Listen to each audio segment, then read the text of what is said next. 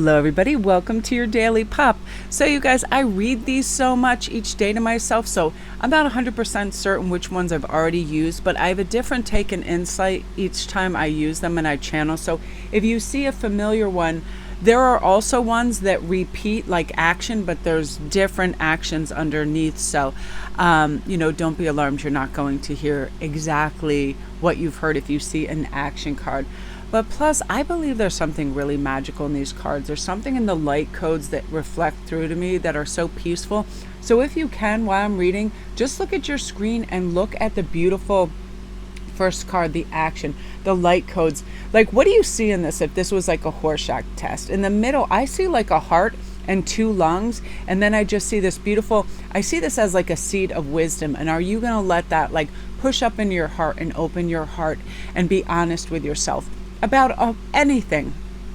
Are you utilizing your time in a way that it's serving you best, whether it is your physical well-being, your mental well-being? Because that's really what it starts with in the morning. The first action I take for my mental well-being is I'm serious. Regardless of what's happening, I start in a sing-songy voice. I start to talk to my cats and tell them the most delicious food is coming, and I get all happy because when I hear my voice singing and in a happy tone, it tells my brain I'm happy, I have nothing to worry about. I don't need to rush. Even if, I get up later than usual, there's plenty of time for everything.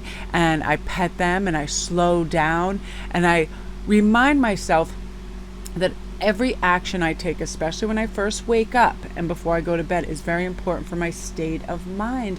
And am I telling myself everything is okay? And reminding myself that my divine action incites love and harmony. I'm aware of thoughts that are driven by positive forces. I listen to my heart. My desire to manifest light transforms tests into growth, challenge into opportunities, and fear into love. Again, getting back to Louise LeHay, her number one thing that she tells herself when she feels like unsteadied, rushed, a little whatever, just not comfortable, is I am safe. I have all the time in the world. All is well. I am capable.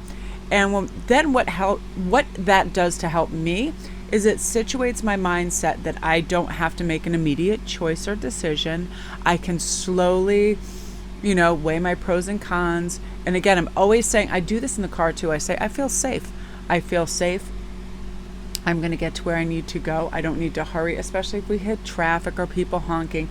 That transforms my need to be somewhere urgently to, hey, where I am is nice. I'm listening to the radio. I'm having a good time. All of that. So this brings us onto this gorgeous unconditional love. My heart is free from resentment towards others.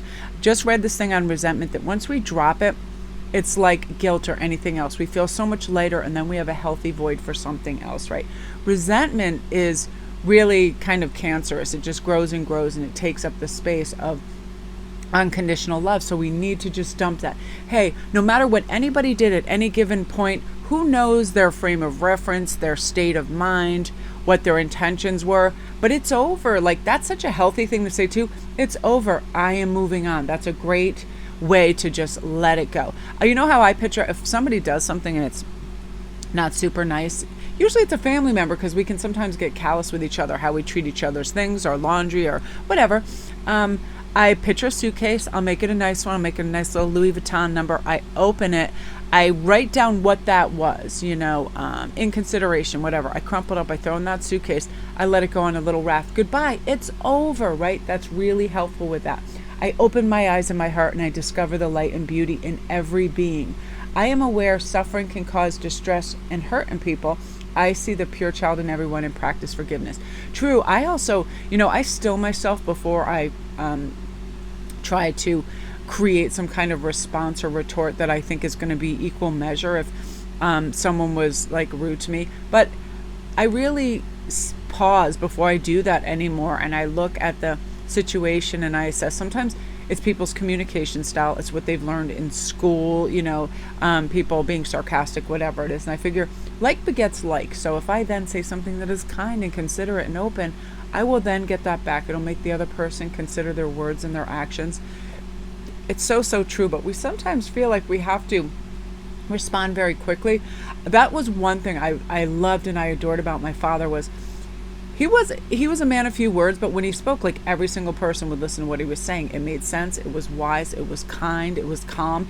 And even if somebody asked him something, like he didn't just come out of the gate with the answer. He would have this calm consideration of it to formulate the best answer. And I love that pause. Like he didn't feel like he had to know everything and have some immediate half-assed response. He really, chose his words wisely. And I love that. And I feel like as I get older, that's something I do as well, because less things when it pertains to seeming like you know more, you are more, you have more, seems way less on your roster. It just doesn't matter. Who you are is what matters, and substance matters, and quality matters.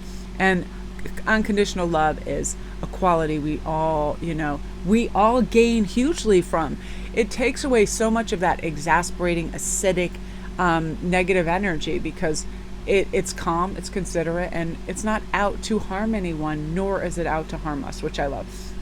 So this being true is, I am true to myself and to others. I remove my mask and creating illusions. I have confidence in who I am, and I reveal the good in me. I do not need to hide or prove anything. I replace shame with the power of love and truth. Yeah, we were all like conditioned, in school and other things, like we should know the answers, we should know this and that, but it's the teachable, open-hearted, open-minded person that's true to themselves that will ask questions. I find the most lovely people are the most curious, the ones that ask questions. They're interested in other people and other things. It's not all about them. But some of the masks that we put on is, again, that we are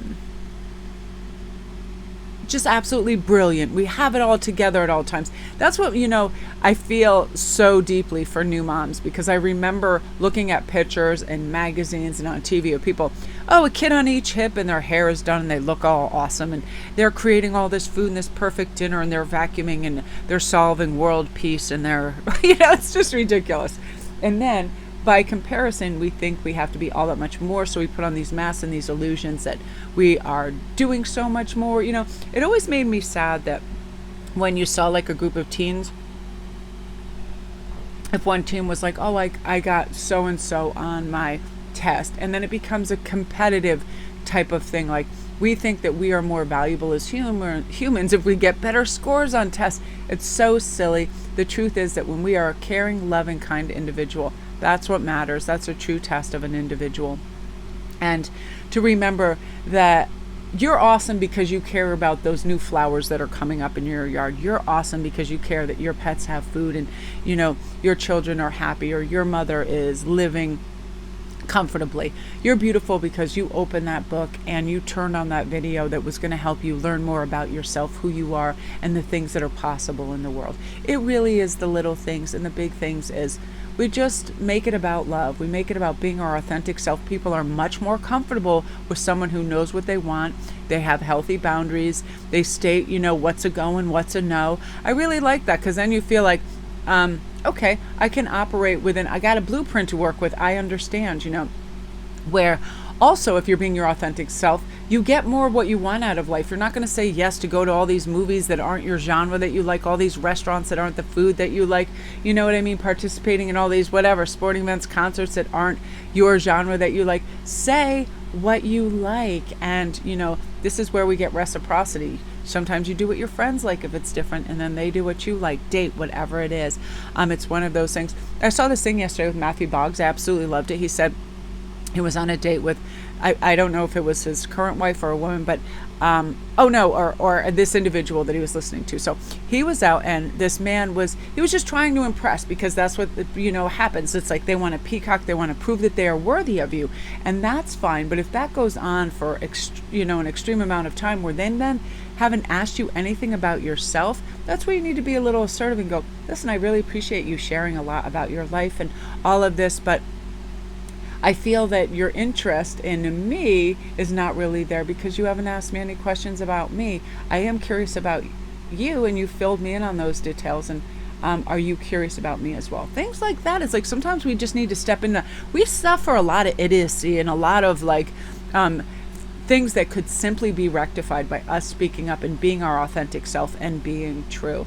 Being true to ourselves says we deserve just as much as the person we're with, the family members we're with, the school group we're with, our peers, all of that. And by knowing our worth and stepping into that with confidence, we truly start to receive the things that are due to us for sure.